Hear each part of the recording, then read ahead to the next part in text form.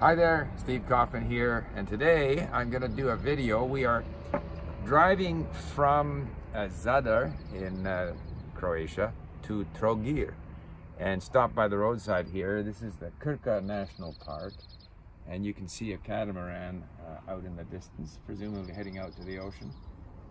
Beautiful city, Zadar.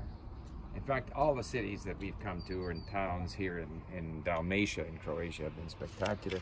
But today I want to talk about failure in language learning, okay? Because prior to coming to Croatia for about 10 days, 2 weeks almost, I worked hard on Croatian. I went through all 60 of our mini stories, understand them. I have a good sense of how the language works. And then I come to Croatia and I have been essentially unable to speak any Croatian. So to that extent, it's a failure. I was hoping that I'd be speaking Croatian. There are a number of reasons, and I think these are the kinds of problems that many of us face in language learning.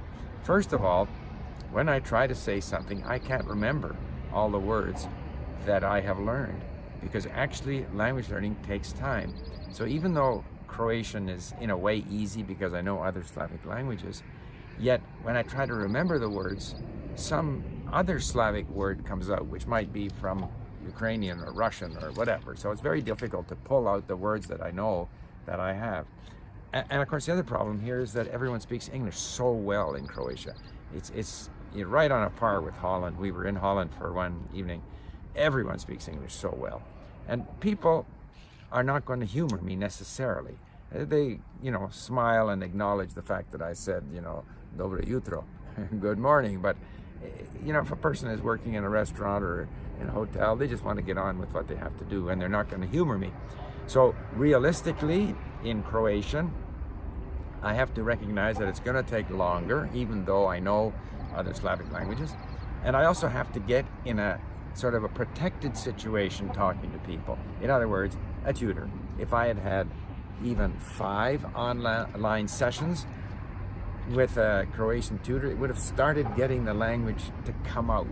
Because after a while, with all of the sort of input activities, you have to start activating it. And I find that it's very difficult to activate it in a real situation, unless everyone here only spoke Croatian. And I've had a couple of situations where I needed some information, I was looking for a dry cleaner, and I was dealing with people who didn't speak English. And there, I had to try to say something in Croatian. Maybe a mixture of other Slavic words, but I was able to get something out. So I guess the conclusion is, I say it's a failure. I didn't do what I thought I'd be able to do. In other words, come here and be able to speak Croatian. But on the other hand, I recognize that it takes time. You have to start with someone who's helping you. You can't just start with random people in the street, unless they don't speak English. So there's a genuine, meaningful need to communicate, and there is no English to help you. But the other thing is, it's not a failure really, because whatever I've put into Croatian, I still have. I can go back to my mini stories, do them again. It becomes sort of like an exercise room. And I also have to do more reading in Croatian. I have to expand the range of content that I'm dealing with, start, getting into the language. And whatever I've acquired so far, it's still there. I can always go back to it. Even though I'm going to go back to my Arabic, Persian, and Turkish, because that's my short-term goal, whatever I put into Croatian is not lost. I'd like to come back. It's a beautiful country. And so it's a failure, but it's not a failure. But perhaps my expectations were unrealistic. So that's it. See you next time. Bye for now. This is the view out from the tower here in Trogir. As we head this way.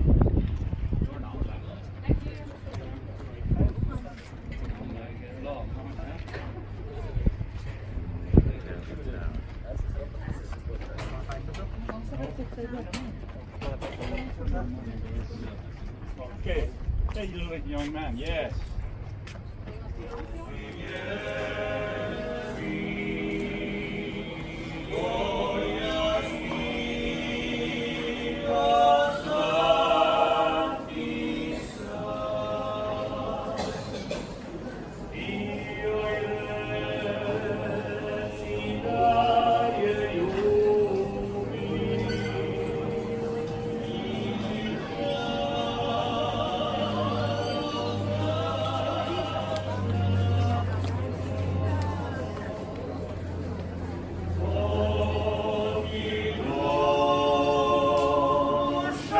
Amen.